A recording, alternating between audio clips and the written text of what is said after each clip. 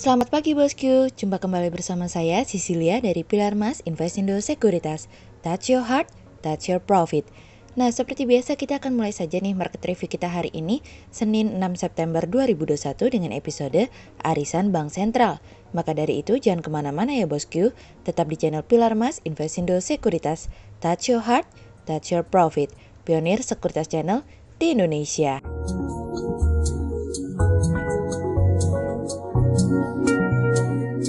Seperti biasa, kita akan mulai dari Global Economics Calendar. Ada berita dari US Change in Non-Farm Payrolls yang turun dari sebelumnya 1053K menjadi 235K.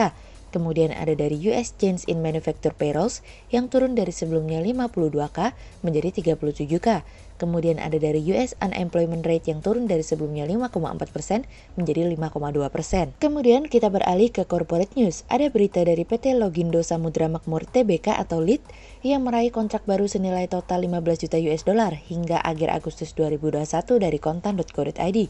Kemudian ada dari PT Astrindo Nusantara Infrastruktur Tbk atau BP yang meraih pendapatan sebesar 28,68 juta US dollar hingga periode 30 Juni 2021, turun dari 31,96 juta US dollar di periode yang sama di tahun sebelumnya dari iqplus.info.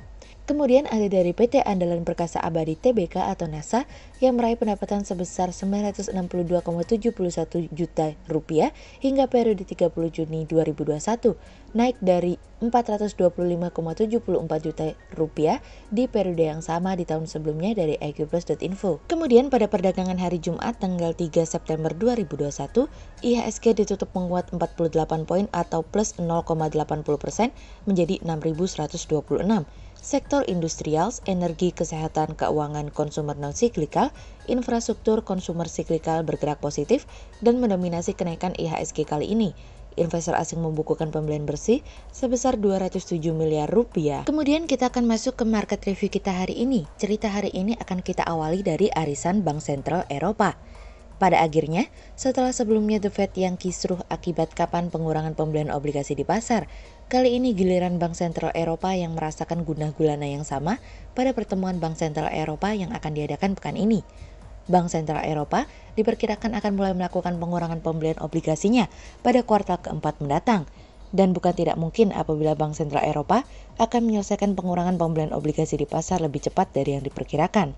Prospek perekonomian yang terus mengalami perbaikan, khususnya data inflasi yang ternyata naik di luar perkiraan, membuat para pembuat kebijakan semakin yakin untuk berani mengambil tindakan untuk mulai mengurangi laju pembelian dari sebelumnya 80 miliar euro per bulan pada bulan September menjadi 50 miliar pada bulan Maret 2022 mendatang. Sejauh ini, beberapa pejabat Bank Sentral Eropa mengatakan bahwa masih terlalu dini untuk memutuskan kapan Pandemic Emergency Purchase Program dihentikan. Namun, apabila melakukan pengurangan pembelian obligasi di pasar, hal tersebut merupakan sesuatu yang wajar asal tidak menaikkan tingkat suku bunga secara terburu-buru.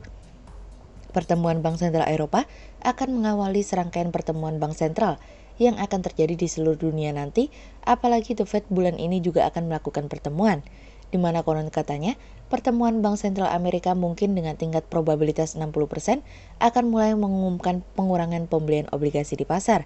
Fokusnya adalah seberapa cepat dan solid pemulihan tersebut, karena jangan sampai pemulihan ekonomi masih rapuh sehingga masih membutuhkan program pembelian obligasi di pasar, namun Bank Sentral sudah harus mengurangi program pembelian tersebut. Ada kemungkinan memang keinginan The Fed untuk melakukan pengurangan pembelian obligasi di pasar dapat mempengaruhi keputusan Bank Sentral Eropa untuk melakukan hal yang sama. Gangguan rantai pasokan memang sejauh ini mampu mendorong inflasi mengalami kenaikan, apalagi setelah kemarin data inflasi Eropa mengalami kenaikan hingga 3%, di luar ekspektasi dan proyeksi berbagai pihak termasuk kami nih bosku. Survei mengatakan bahwa Bank Sentral Eropa sejauh ini akan mengubah tingkat suku bunganya hingga 2023 mendatang. Hal ini pun masih sejalan dengan keinginan Bank Sentral Eropa nih bosku. Meskipun perekonomian mulai mengalami pemulihan, namun Bank Sentral Eropa berjanji untuk tidak akan memperketat biaya pinjaman sampai inflasi secara berkelanjutan mencapai 2%. Pengurangan pembelian obligasi akan terus berlanjut hingga bulan Oktober mendatang, hingga pembelian obligasi diperkirakan akan menyentuh 20 miliar euro per bulan. Namun pertanyaannya adalah, ketika pemulihan ekonomi terjadi di Eropa, varian Delta COVID-19 masih akan membuat para pembuat kebijakan menjadi gelisah terkait akan penyebarannya. Oleh sebab itu, kami melihat bahwa percepatan vaksinasi akan menjadi salah satu andalan yang akan dilakukan oleh pemerintah di Eropa untuk menjaga momentum pemulihan agar jangan sampai terluka. Lagarde dan Powell sendiri melihat bahwa hal ini bukan hanya mengenai pengurangan, tapi lebih kepada situasi dan kondisi yang masih belum pasti akibat adanya COVID-19 yang dikhawatirkan masih belum dapat dikendalikan. Lagarde sendiri memiliki karakter yang kurang lebih sama seperti Powell, yang mengatakan bahwa inflasi hanyalah sementara karena pemulihan perekonomian akan mendorong inflasi mengalami kenaikan. Kuncinya adalah satu, apakah angka inflasi konsisten atau tidak meskipun momentum pemulihan ekonomi sudah terlewati. Salah satu yang memberikan nasihat adalah Kepala Bank Sentral Yunani, Yanis Tournaras, mengatakan bahwa meskipun pemulihan ekonomi terjadi, namun tidak boleh bereaksi berlebihan, harus tetap hati-hati. Di satu sisi, dari Belanda, Klaas Knot mengatakan bahwa pembelian obligasi di pasar merupakan salah satu langkah untuk membatasi kerusakan akibat COVID-19. Namun ketika pemulihan terjadi, stimulus yang lebih ketat harus dilakukan. Pertemuan Bank Sentral Eropa pada pekan ini akan menjadi sebuah awal pertempuran antara dua persepsi yang berbeda. Sejauh ini kami melihat selama pengurangan obligasi masih dalam rentang yang masih bisa ditoleransi, kami melihat pengurangan dapat dilakukan asalkan pemulihan ekonomi dapat dikatakan cukup kuat untuk menopang dan berkelanjutan. Sedikit membahas mengenai The Fed yang dimana potensi pengumuman taper tantrum akan terjadi pada bulan September ini justru mencuri perhatian nih bosku. Sejauh ini, beberapa data menunjukkan pemulihan yang signifikan, meskipun di beberapa data lainnya masih menunjukkan kerapuhan. Meskipun Powell mengatakan bahwa pasar tenaga kerja mulai membuat kemajuan yang jelas, namun tujuan substansial harus dicapai, yang dimana tenaga kerja akan menjadi salah satu faktor yang harus terpenuhi untuk dapat melakukan pengurangan pembelian obligasi di pasar. Pertemuan kedua bank sentral besar ini akan mencuri perhatian, oleh sebab itu fokus utamanya adalah melihat data ekonomi yang keluar untuk dapat melakukan perhitungan dan asumsi sejauh mana potensi taper tantrum akan terjadi. Kemudian cerita selanjutnya datang dari Juru Sakti Bank Indonesia. Kebijakan moneter dari Bank Indonesia dianggap cukup dapat membantu dalam pemulihan ekonomi, di mana pelaku pasar juga turut mencermati langkah Bank Indonesia dalam menjaga stabilitas moneter. Gubernur Bank Indonesia Peri Warjio memaparkan 4 respons yang akan dilakukan dalam menghadapi tantangan pemulihan ekonomi akibat pandemi COVID-19. Pertama yaitu implementasi bauran kebijakan Bank Sentral yang akan terus berlanjut. Kedua, Bank Indonesia juga akan terus mendorong digitalisasi ekonomi dan keuangan dengan mendukung akselerasi digital banking, teknologi finansial, e-commerce, dan industri sistem pembayaran. Ketiga, berkoordinasi dengan pemerintah dalam memperkuat pemulihan ekonomi antara lain mendukung dan mempromosikan UMKM. Keempat, Bank Indonesia juga mendorong implementasi ekonomi dan keuangan hijau melalui dukungan kebijakan makroprudensial yang ramah terhadap lingkungan antara lain kebijakan pembiayaan berwawasan lingkungan. Dalam menjalani kebijakan tersebut, Peri juga menyampaikan ada 4 tantangan dalam menghadapi peradaban baru akibat pandemi COVID-19. Pertama, terkait dengan ketahanan suatu negara. Kedua, digitalisasi dinilai dapat mendorong akselerasi ekonomi dan keuangan digital nasional menjadi game changer selama pandemi serta digitalisasi di berbagai bidang lainnya. Ketiga, inklusi dilakukan dalam akselerasi inklusi ekonomi dan keuangan khususnya pada UMKM dan sektor pertanian melalui klasterisasi, kewirausahaan, akses pembiayaan, dan digitalisasi. Keempat, ekonomi hijau. Tekanan untuk ramah lingkungan yang semakin tinggi sehingga perlu direspons melalui kebijakan reformasi struktural maupun digitalisasi. Hal ini yang kami melihat akan menjadi tolok ukur baru bagi pemulihan ekonomi di tengah situasi dan kondisi saat ini. Digitalisasi jelas menjadi salah satu poin utama reformasi yang tengah terjadi saat ini sehingga mendorong akselerasi pemulihan ekonomi lebih cepat dan tentu saja berkelanjutan. Hal ini menjadi penting apalagi Indonesia tengah memasuki era digital yang dimana kita sudah masuk dalam ekosistem tersebut. Sehingga berdasarkan technical analisa, kami melihat saat ini IHSG memiliki peluang bergerak menguat terbatas karena akan mencoba menguji resistensi dan ditradingkan pada level 6050 hingga 6130. Hati-hati karena pasar akan rawan koreksi pada hari ini. Berikut stock watch pilar emas hari ini ya bosku. Yang pertama ada dari BMRI, kemudian yang kedua ada dari PTPP, dan yang ketiga ada dari Wika. Berikut 2 saham yang kami analisa hari ini ya bosku.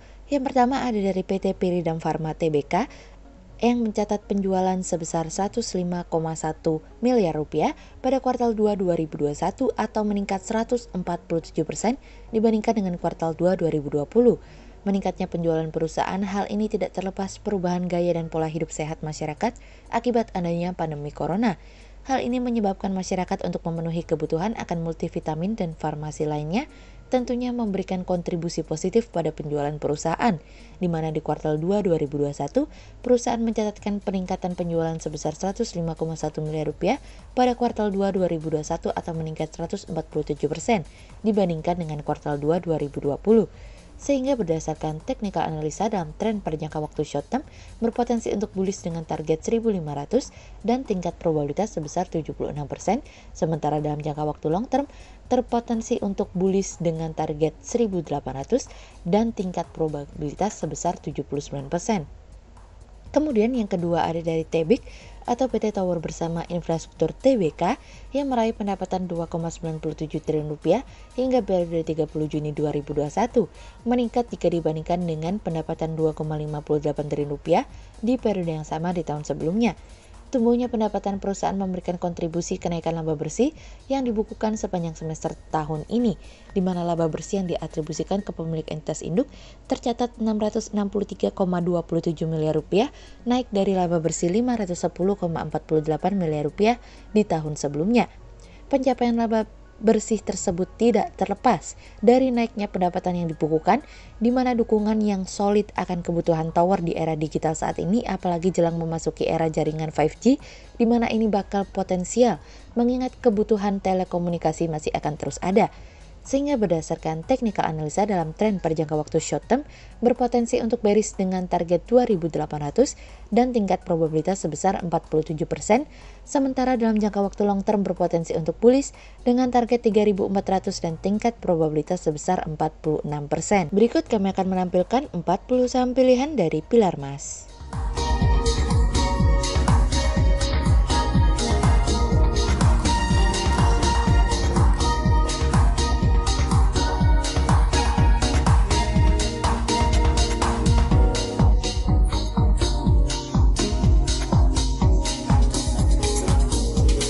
Sekian untuk review market kita kali ini ya bosku. Untuk info lebih lengkapnya bosku bisa download PDF dengan klik link di bawah video ini, atau bisa juga langsung akses ke website kami di www.pilarmas-investindo.go.id.